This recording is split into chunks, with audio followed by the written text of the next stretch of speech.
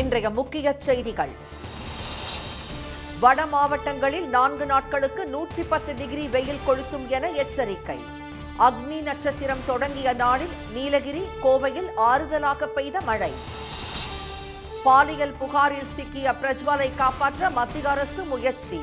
வழக்கை முடக்கவே வெளிநாடு அனுப்பியதாக ராகுல் காந்தி குற்றச்சாட்டு.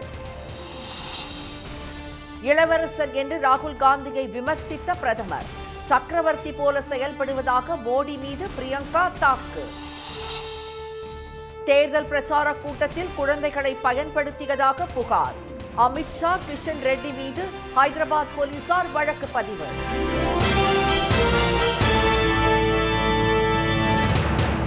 வணக்கம். தமிழ்நாட்டில் இன்று அக்னி நட்சத்திரம் தொடங்கிய நிலையில் அடுத்த 2 நாட்களுக்கு வட தமிழ்நாட்டின் உள் மாவட்டங்களில் 110 டிகிரி ஃபாரன்ஹீட் அளவிற்கு கடும் வெயில் கொளுத்தும் என சென்னை வானிலை ஆய்வு மையம் எச்சரித்துள்ளது. கோடை வெயிலின் கடுமை நாளுக்கு நாள் அதிகரித்து வரும் நிலையில் பல இடங்களில் வெப்ப அலையின் தாக்கத்தால் மக்கள் அவதிக்குள்ளாகி வருகின்றனர். அக்னி நட்சத்திரம் இன்று தொடங்கியுள்ள நிலையில் மாநிலத்தின் பல்வேறு பகுதிகளில் கடும் வெயில் சூட்டெரித்தது. தமிழ்நாட்டில் இன்று உச்சகட்ட வெப்பமாக ஈரோட்டில் 110 டிகிரி ஃபாரன்ஹீட் சூட்டெரித்தது. வேலூரில் 107 டிகிரியும், தருமபுரியில் 106 டிகிரி ஃபாரன்ஹீட் வெப்பமும் மக்களை வதைத்தது. திருவள்ளூரில் 104 டிகிரி ஃபாரன்ஹீட் வெப்பம் பதிவானது. இதனிடையே வட தமிழகத்தின் உள் மாவட்டங்களில் வரும் 8ஆம் தேதி வரை அதிகபட்ச வெப்பநிலை இயல்பை விட 2 முதல் 4 டிகிரி செல்சியஸ் வரை அதிகமாக இருக்கும் என வானிலை மையம் எச்சரித்துள்ளது. வட உள் மாவட்டங்களில் 105 முதல் 110 டிகிரி ஃபாரன்ஹீட் வரையும், பிற மாவட்டங்களில் 104 டிகிரி ஃபாரன்ஹீட் வரையும் வெப்பம் சுட்டெரிக்கும் என்றும் வானிலை மையம் தெரிவித்துள்ளது. வட உள் மாவட்டங்களில் ஓரிரு இடங்களில் வெப்ப அலை வீசக்கூடும் எனவும் எச்சரிக்கப்பட்டுள்ளது. இதனிடையே கள்ளக்கடல் என்று அழைக்கப்படும் காற்றின் மாறுபாடு காரணமாக நாளை இரவு வரை தென் தமிழக கடலோர மாவட்டங்களில் கடல் சீற்றமாகவும் கொந்தளிப்பாகவும் இருக்கும் என இந்திய கடல்சார் தகவல் மையம் எச்சரித்துள்ளது. அதன்படி கடல் அலை 1.5 மீட்டர் உயரத்திற்கு சீற்றமாக இருக்கும் என்பதால் தூத்துக்குடி, குமரி, ராமநாதபுரம் மாவட்ட கடலோர பகுதிகளுக்கு சிவப்பு எச்சரிக்கை விடுக்கப்பட்டுள்ளது.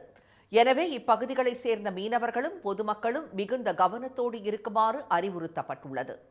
தமிழ்நாட்டில் கோடை வெப்பம் ஒருபுறம் சுட்டெரிக்கும் நிலையில் மறுபுறம் ஒரு சில பகுதிகளில் கோடை மழை பெய்து வெப்பத்தை சற்று தணிக்கச் செய்துள்ளது. நீலகிரி மாவட்டத்தில் உதகை, வண்டிச்சோலை, தொட்டபெட்டா உள்ளிட்ட பகுதிகளில் இன்று இடியுடன் கனமழை பெய்தது. கோவை மாநகர பகுதியில் சூறைக்காற்றுடன் பலத்த மழை பெய்தது. மேட்டுப்பாளையம், சிறுமுகை மற்றும் திருப்பத்தூர், ஏலகிரி மலைப்பகுதிகளில் ஆலங்கட்டி மழை பெய்ததால் மக்கள் மகிழ்ச்சி அடைந்தனர். ஈரோடு மாவட்டம் காங்கேயம், தாளவாடி மற்றும் சேலம், திருப்பூர் மாவட்டங்களில் கோடை வெப்பத்தை தணிக்கும் வகையில் மிதமான மழை பெய்ததால் மக்கள் மகிழ்ச்சி அடைந்தனர். கிருஷ்ணகிரி மாவட்டத்தில் பர்கூர் உள்ளிட்ட பல்வேறு பகுதிகளில் பரவலாக மழை பெய்தது. கொடைக்கானல் மற்றும் சுற்றுவட்டார பகுதிகளில் இடியுடன் மிதமான மழை பெய்தது. ஏற்காட்டில் பெய்த மழையினால் இதமான சூழல் நிலவுவதால் சுற்றுலா பயணிகள் வருகை அதிகரித்துள்ளது. நூற்றுக்கணக்கான பெண்களை மிரட்டி பாலியல் பலாத்காரம் செய்ததாக எழுந்துள்ள புகாரில் சிக்கியுள்ள திரு தேவேகவுடாவின் பேரன் பிரஜ்வால் ரேவண்ணாவை காப்பாற்ற மத்திய அரசு வேண்டும் என்றே வெளிநாட்டிற்கு தப்ப வைத்திருப்பதாக காங்கிரஸ் எம்பி திரு ராகுல் காந்தி குற்றம் சாட்டியுள்ளார். கர்நாடக மாநிலம் ஹசன் தொகுதியில் போட்டியிடும் பிரஜ்வால் ரேவண்ணா உதவி கோரி வந்த பெண்கள் மற்றும் கட்சியில் உள்ள மகளிரை மானபங்கப்படுத்தி வீடியோ எடுத்த அதிர்ச்சியூட்டும் தகவல்கள் அண்மையில் வெளியாகின. இவ்வழக்கு தொடர்பாக மாநில அரசு சிறப்பு புலனாய்வு குழு அமைத்திருக்கும் நிலையில் பிரஜ்வால் ரேவண்ணா ஜெர்மனிக்கு தப்பிச் சென்றார். இந்நிலையில் கர்நாடக முதலமைச்சர் திரு சித்தராமையாவிற்கு திரு ராகுல் காந்தி எழுதியிருக்கும் கடிதத்தில் தம்மை மகனாகவும் சகோதரனாகவும் நினைத்த பல பெண்களின் கண்ணியத்தையும் மாண்பையும் பிரஜ்வால் ரேவண்ணா அராஜகமான முறையில் சீரழித்த அவலம் அரங்கேறி உள்ளதாக கூறியுள்ளார். பல ஆண்டுகளாக நூற்றுக்கணக்கான பெண்களை பாலியல் வன்கொடுமை செய்து படம் பிடித்த இந்த சம்பவங்கள் குறித்து கடந்த டிசம்பர் மாதமே உள்துறை அமைச்சர் திரு அமித்ஷாவிற்கு அக்கட்சியின் மாநில நிர்வாகி ஒருவரே கூறியதாக வெளியான செய்திகள் அதிர்ச்சி அளிப்பதாக திரு ராகுல் காந்தி கூறியுள்ளார். இந்த விவகாரம் பற்றி தெரிந்திருந்தும் பிரஜ்வலுக்கு ஆதரவாக திரு மோடி வாக்கு சேகரித்தது அதைவிட பெரிய அதிர்ச்சியை ஏற்படுத்தி இருப்பதாக அவர் தெரிவித்துள்ளார். பெண்கள் மோசமான முறையில் பாதிக்கப்பட்டிருக்கும் நிலையில் இந்த வழக்கின் விசாரணையை முடக்குவதற்காக பிரஜ்வால் ரேவண்ணா வெளிநாட்டிற்கு தப்பிச் செல்ல மத்திய அரசு உதவி இருப்பதாக திரு ராகுல் காந்தி சாடியுள்ளார். மல்யுத்த வீராங்கனைகள், மணிப்பூர் பெண்கள் முதல் கர்நாடகாவில் நிகழ்ந்துள்ள கொடுமை வரை அனைத்து விவகாரங்களிலும் திரு மோடி அமைதி காப்பது மட்டுமல்லாமல் குற்றவாளிகளை பாதுகாக்க முயற்சிப்பதாகவும் அவர் கடுமையாக விமர்சித்துள்ளார். இதனிடையே ஜெர்மனியில் பதுங்கியிருக்கும் பிரஜ்வாலை பிடிக்க மீண்டும் லுக் அவுட் நோட்டீஸ் வெளியிட்டுள்ள கர்நாடக போலீசார் இன்டர்போல் உதவிக்கான ப்ளூ கார்னர் நோட்டீஸை சிபிஐ உடனடியாக வெளியிட வேண்டும் என்று கோரிக்கை விடுத்துள்ளனர். மேலும் ஹசனில் உள்ள பிரஜ்வாலின் தந்தை ரேவண்ணாவின் வீட்டில் சிறப்பு புலனாய்வு படையினர் இன்று மீண்டும் சோதனை நடத்தினர். ரேவண்ணா இன்று மாலைக்குள் விசாரணைக்கு ஆஜராக சம்மன் அனுப்பப்பட்டிருப்பது குறிப்பிடத்தக்கது. சர்வாதிகாரம் மிக்க சக்கரவர்த்தி போல நடந்து கொள்ளும் பிரதமர் திரு மோடியால் மக்களின் பிரச்சனைகளை எப்படி புரிந்து கொள்ள முடியும் என்று காங்கிரஸ் பொதுச் செயலாளர் திருமதி பிரியங்கா காந்தி கேள்வி எழுப்பியுள்ளார். குஜராத்தின் சபர்கந்தாவில் நடந்த தேர்தல் பிரச்சார பொதுக்கூட்டத்தில் அவர் கலந்து கொண்டு பேசினார். திரு மோடிக்கு அம்மாநில மக்கள் மரியாதை மற்றும் அதிகாரத்தை வழங்கியதாக திருமதி பிரியங்கா கூறினார். ஆனால் திரு மோடியை பெரும் செல்வந்தர்களுடன் தான் பார்க்க முடிவதாக கூறிய அவர், ஒரு விவசாயியை பிரதமர் சந்தித்ததை யாராவது பார்த்ததுண்டா என்று வினவினார். தமது சகோதரர் திரு ராகுல் காந்தியை இளவரசர் என்று விமர்சிக்கும் திரு மோடி உண்மையில் யாரும் எதிர்த்து பேச முடியாத சக்கரவர்த்தியாக இருப்பதாக திருமதி பிரியங்கா கூறினார். वो मेरे भाई को शहजादा बोलते हैं. ये शहजादे 4000 किलोमीटर पैदल चले हैं और सबसे प्यार से मिलकर पूछा है. और एक तरफ आपके शहंशाह, वो कैसे समझ पाएंगे आपकी मजदूरी, आपकी खेती कैसे समझ पाएंगे? नरेंद्र मोदी जी महलों में रहते हैं क्योंकि मोदी जी अब अपने महल में बंद हैं, सत्ता से घिरे हुए हैं, उनको कोई कुछ कहता नहीं है और अगर कोई आवाज उठा भी ले तो उस आवाज को दबाने की कोशिश होती है. குஜராத்தில் பிறந்த மகாத்மா காந்தி, சர்தார் வல்லபாய் பட்டேல் போன்ற தலைவர்கள் ஆங்கிலேய அரசை எதிர்த்து போராடி சுதந்திரத்தை பெற்றுத் தந்தார்கள் என்ற திருமதி பிரியங்கா, அவர்கள் தந்த அரசியல் சாசனத்தின் முக்கியத்துவத்தை மக்கள் அனைவரும் புரிந்து கொள்ள வேண்டும் என்றார். வாக்களிக்கும் உரிமையை அரசியல் சாசனம்தான் வழங்கியுள்ளது என்றும் அவர் குறிப்பிட்டார். அரசியல் சாசனத்தை மாற்ற வேண்டும் என்று பாஜகவினர் கூறுவதன் மூலம் மக்களின் உரிமைகளை அவர்கள் பறிக்க விரும்புகிறார்கள் என்பது தெளிவாக தெரிவதாகவும் திருமதி பிரியங்கா கூறினார். ஹைதராபாத்தில் நடந்த பாஜக பிரச்சார கூட்டத்தில் தேர்தல் நடத்தை விதிகளுக்கு மாறாக குழந்தைகளை பயன்படுத்தியதாக உள்துறை அமைச்சர் திரு அமித்ஷா மற்றும் மாநில பாஜக தலைவர் திரு கிஷன் ரெட்டி ஆகியோர் மீது வழக்கு பதிவு செய்யப்பட்டுள்ளது. கடந்த 1ஆம் தேதி ஹைதராபாத் மக்களவைத் தொகுதியில் நடந்த பாஜக பிரச்சார கூட்டத்தில் திரு அமித்ஷா பங்கேற்றார். அப்போது அவருடன் சில குழந்தைகள் பாஜக தேர்தல் சின்னம் தாங்கிய பதாகையுடன் நிறுத்தி வைக்கப்பட்டிருந்தனர். தேர்தல் விதிமுறைகளுக்கு மாறாக சிறார்களை பிரச்சாரத்தில் ஈடுபடுத்தியதாக தெலுங்கானா காங்கிரஸ் அளித்த புகாரின் அடிப்படையில் திரு அமித்ஷா ஹைதராபாத் பாஜக வேட்பாளர் திருமதி மாதவி லதா, செகந்திராபாத் வேட்பாளர் திரு கிஷன் ரெட்டி, பாஜக எம்எல்ஏ திரு ராஜா சிங் ஆகியோர் மீது ஹைதராபாத் போலீசார் வழக்கு பதிவு செய்துள்ளனர். இதனிடையே குஜராத்தில் திரு அமித்ஷா போட்டியிடும் காந்திநகர் தொகுதியில் அவரை எதிர்த்து போட்டியிடும் வேட்பாளர்கள் பலர் அடுத்தடுத்து விலகுவதாக அறிவித்ததால் பரபரப்பு ஏற்பட்டுள்ளது. அவர்களில் அரசியல் கட்சிகளின் வேட்பாளர்கள் 4 பேர் தவிர மற்றவர்கள் சுயேட்சைகள் ஆவர். சுயேட்சை வேட்பாளர்களில் ஒருவரான திரு ஜிதேந்திர சௌஹான் உள்ளிட்ட 3 பேர் போட்டியில் இருந்து வெளியேறுமாறு குஜராத் போலீசார் தங்களை மிரட்டியதாக குற்றம் சாட்டியதால் அம்மாநில அரசியலில் பரபரப்பு நிலவுகிறது. ஆந்திரா மற்றும் தெலுங்கானாவில் தேர்தல் பறக்கும் படையினர் நடத்திய சோதனையில் 40 கோடி ரூபாய் மதிப்புள்ள தங்கக்கட்டிகள் மற்றும் நகைகள் பறிமுதல் செய்யப்பட்டன. தெலுங்கானா மாநிலம் சைபராபாத்தில் பறக்கும் படையினர் 2 வாகனங்களில் சோதனையிட்ட போது உரிய ஆவணங்கள் இன்றி கொண்டுவரப்பட்ட 35 கிலோ தங்க நகைகள் மற்றும் 43 கிலோ வெள்ளி நகைகள் சிக்கின. கைப்பற்றப்பட்ட 23 கோடி ரூபாய் மதிப்புள்ள நகைகள் வருமான வரித்துறை அதிகாரிகளிடம் ஒப்படைக்கப்பட்டன. முதல் கட்ட விசாரணையில் தனியார் சரக்கு போக்குவரத்து நிறுவனம் மூலம் மும்பையில் இருந்து ஹைதராபாத்துக்கு இந்த நகைகள் விமானம் மூலம் கொண்டுவரப்பட்டது தெரியவந்தது. இந்த நகைகளை அனுப்பியது யார் என அதிகாரிகள் விசாரணை நடத்தி வருகின்றனர்.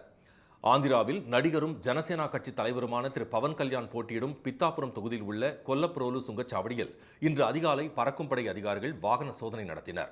அப்போது ஏடிஎம் மையத்திற்கு பணம் கொண்டு செல்லும் தனியார் நிறுவன வாகனத்தில் அனுமதியின்றி தங்கம் கடத்தி வரப்பட்டதை அவர்கள் கண்டுபிடித்தனர். சுமார் 17 கோடி ரூபாய் மதிப்பிலான தங்கத்துடன் சிக்கிய வாகனம் வட்டாட்சியர் அலுவலகத்திற்கு கொண்டு செல்லப்பட்டது. பின்னர் காக்கிநாடா கருவூலத்தில் தங்கக்கட்டிகள் ஒப்படைக்கப்பட்டன. கடந்த மாதம் 13ஆம் தேதி இதே வாகனத்தில் கடத்தி வரப்பட்ட 3 கோடி ரூபாய் மதிப்புள்ள தங்கம் சிக்கியது குறிப்பிடத்தக்கது. விசாகப்பட்டினத்தில் இருந்து காக்கிநாடாவிற்கு தங்கத்தை கடத்த முயன்றது யார் என விசாரணை நடைபெற்று வருகிறது. மகாராஷ்டிராவில் அடுத்த கட்ட தேர்தல் நடைபெறவிருக்கும் நிலையில் வெங்காய ஏற்றுமதிக்கான தடையை மத்திய அரசு நீக்கியுள்ளது. உள்நாட்டில் வெங்காய விலையேற்றத்தை தடுக்கும் வகையில் வெங்காய ஏற்றுமதிக்கு மத்திய அரசின் வெளிநாட்டு வர்த்தக இயக்குநரகம் கடந்த ஆண்டு டிசம்பர் மாதம் தடை விதித்திருந்தது. எனினும் வங்கதேசம், இலங்கை, ஐக்கிய அரபு அமீரகம் உள்ளிட்ட சில அண்டை நாடுகளுக்கு மட்டும் விலக்கு அளிக்கப்பட்டது. நாட்டிலேயே அதிக அளவு வெங்காயம் விளைவிக்கப்படும் மகாராஷ்டிராவில் ஏற்றுமதி தடை காரணமாக நாசிக் சந்தையில் வர்த்தகம் செய்யும் விவசாயிகள் மற்றும் வியாபாரிகள் கடுமையாக பாதிக்கப்பட்டனர். இதையடுத்து வெங்காய ஏற்றுமதிக்கான தடையை நீக்க அவர்கள் கோரிக்கை விடுத்து வந்தனர். தற்போது மகாராஷ்டிராவில் வரும் 7 மற்றும் 13ஆம் தேதிகளில் 3 மற்றும் 4ஆம் கட்ட தேர்தல் நடைபெறவுள்ளது. இந்நிலையில் வெங்காய ஏற்றுமதிக்கான தடையை நீக்கி மத்திய அரசு அறிவிப்பு வெளியிட்டுள்ளது. மேலும் ஏற்றுமதி வெங்காயத்திற்கான குறைந்தபட்ச விலை டன் ஒன்றிற்கு $550, அதாவது 46,000 ரூபாயாக நிர்ணயம் செய்யப்பட்டுள்ளது. இனி வருவது செய்தி துளிகள். சிபிஎஸ்இ 10 மற்றும் 12ஆம் வகுப்பு பொதுத் தேர்வு முடிவுகள் வரும் 20ஆம் தேதிக்கு பிறகு வெளியாகும் என அறிவிக்கப்பட்டுள்ளது. தேர்வு முடிவுகள் மே 1ஆம் தேதி வெளியாகும் என வலைதளங்களில் பரவிய தகவல் போலியானது என்று சிபிஎஸ்இ தெரிவித்துள்ளது. அண்ணா பல்கலைக்கழகத்தின் கட்டுப்பாட்டில் உள்ள பொறியியல் கல்லூரிகளில் செமஸ்டர் தேர்வுகள் வரும் 15ஆம் தேதி தொடங்கும் என அறிவிக்கப்பட்டுள்ளது. கோடை வெப்பம் தகித்து வரும் நிலையில் டெல்டா மாவட்டங்களில் கோடைக்கால பயிர்களை காப்பாற்றும் வகையில் தேவையான மும்முனை மின்சாரத்தை வழங்க வேண்டும் என்று பாமக தலைவர் திரு அன்புமணி கேட்டுக் கொண்டுள்ளார். நிலத்தடி நீரை கொண்டு பயிர்களை காப்பாற்ற உழவர்கள் போராடி வருவதாக கூறியுள்ள அவர் 12 மணி நேரத்திற்காவது மும்முனை மின்சாரம் வழங்க அரசு நடவடிக்கை எடுக்க வேண்டும் என வலியுறுத்தியுள்ளார். கொளுத்தும் கோடை வெயிலில் தொலைதூரம் செல்லும் பயணிகளுக்கு களைப்பை போக்கும் வகையில் மானாமதுரை பேருந்து நிலையத்தில் மோர், சர்பத், தர்பூசணி பழங்கள் வழங்கப்பட்டன. திமுக சட்டமன்ற உறுப்பினர் திருமதி தமிழரசி பேருந்தில் இருந்த பயணிகளுக்கும் பணியாளர்களுக்கும் இவற்றை வழங்கினார். உதகையில் கோடை சீசனுக்கு வரும் சுற்றுலா பயணிகள் கண்டு ரசிப்பதற்காக வரும் 10ஆம் தேதியிலிருந்து 3 நாட்கள் தேசிய நாய்கள் கண்காட்சி நடத்தப்பட உள்ளது. இதில் 450 நாய்கள் கலந்து கொள்ளவிருப்பதாக தென்னிந்திய கெனல் கிளப் நிர்வாகிகள் தெரிவித்தனர். கோவை மக்களின் குடிநீர் தட்டுப்பாட்டை போக்க நீலகிரி மாவட்டம் அப்பர் பவானி அணையில் இருந்து தினமும் வினாடிக்கு 200 கன அடி நீர் ராட்சத மோட்டார்கள் மூலம் பில்லூர் அணைக்கு வெளியேற்றப்பட்டு வருகிறது. பில்லூர் குடிநீர் திட்டம் தொடங்கப்பட்டு 29 ஆண்டுகள் ஆன நிலையில் முதல் முறையாக அப்பர் பவானி அணையில் இருந்து கோவைக்கு தண்ணீர் கொண்டு செல்லப்படுவதாக அதிகாரிகள் தெரிவித்தனர். அடுத்த மாதம் 15ஆம் தேதி வரை இவ்வாறு பில்லூர் அணைக்கு தண்ணீர் அனுப்பப்பட உள்ளது. கோடை விடுமுறைக்கு பிறகு அடுத்த மாதம் பள்ளிகள் திறக்கப்பட உள்ள நிலையில் திண்டுக்கல்லில் தனியார் பள்ளி வாகனங்களை வட்டார போக்குவரத்து ஆய்வாளரும் காவல்துறையினரும் ஆய்வு செய்தனர். வாகனத்தில் படிக்கட்டுகள், கதவுகள், அவசர கால வழி, வேக கட்டுப்பாட்டு கருவி, தீயணைப்பு கருவிகள் உள்ளிட்டவை சரியாக உள்ளனவா என்று ஆய்வு செய்யப்பட்டது. ஈரோடு மாவட்டத்தில் அந்தியூர் மற்றும் பவானி பகுதிகளில் உள்ள 35 தனியார் பள்ளிகளைச் சேர்ந்த 242 வாகனங்களை அதிகாரிகள் ஆய்வு செய்தனர். புற்றுநோயால் பாதிக்கப்பட்ட பெண்கள் பயனுறும் வகையில் மதுரையில் செவிலியர் மாணவிகள் 300க்கும் மேற்பட்டோர் தங்களது கூந்தலை தானமாக வழங்கினர். உலக செவிலியர் தினம் வரும் 12ஆம் தேதி கொண்டாடப்படுகிறது. இதையொட்டி விழிப்புணர்வை ஏற்படுத்தும் விதமாக நடத்தப்பட்ட நிகழ்ச்சியில் மதுரை அரசு ராஜாஜி மருத்துவக் கல்லூரி மற்றும் பல்வேறு தனியார் மருத்துவக் கல்லூரிகளின் செவிலியர் மாணவிகள் கலந்து கொண்டனர். கேன்சர் பேஷண்ட்ஸ் நாங்கள் பார்த்துருக்கோம்.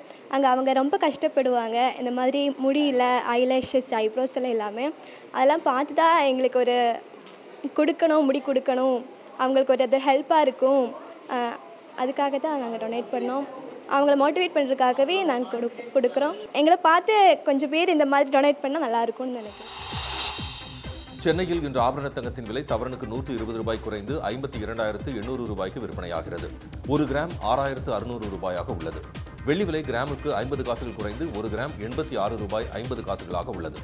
மீண்டும் இன்றைய முக்கிய செய்திகள். தமிழ்நாட்டில் அடுத்த 2 நாட்களுக்கு 110 டிகிரி ஃபாரன்ஹீட் அளவிற்கு வெயில் கொளுத்தும் என சென்னை வானிலை மையம் எச்சரித்துள்ளது. பாலியல் புகாரில் சிக்கியுள்ள பிரஜ்வலை காப்பாற்ற மத்திய அரசு வேண்டுமென்றே அவரை வெளிநாட்டிற்கு தப்ப வைத்திருப்பதாக ராகுல் காந்தி குற்றம் சாட்டியுள்ளார். சக்கரவர்த்தி போல நடந்து கொள்ளும் பிரதமர் மோடியால் மக்கள் பிரச்சனைகளை எப்படி புரிந்து கொள்ள முடியும் என்று பிரியங்கா காந்தி கேள்வி எழுப்பியுள்ளார். இத்துடன் இந்த செய்திகள் நிறைவடைகின்றன. மீண்டும் சன் டிவியில் செய்திகள் நாளை காலை 7:30 மணிக்கு. செய்திகளை உடனுக்குடன் தெரிந்து கொள்ள சன் நியூஸ் தொலைக்காட்சியை பாருங்கள். வணக்கம். உடனுக்குடன் செய்திகளை தெரிந்து கொள்ள சன் நியூஸ் பெல் ஐகானை கிளிக் பண்ணுங்க.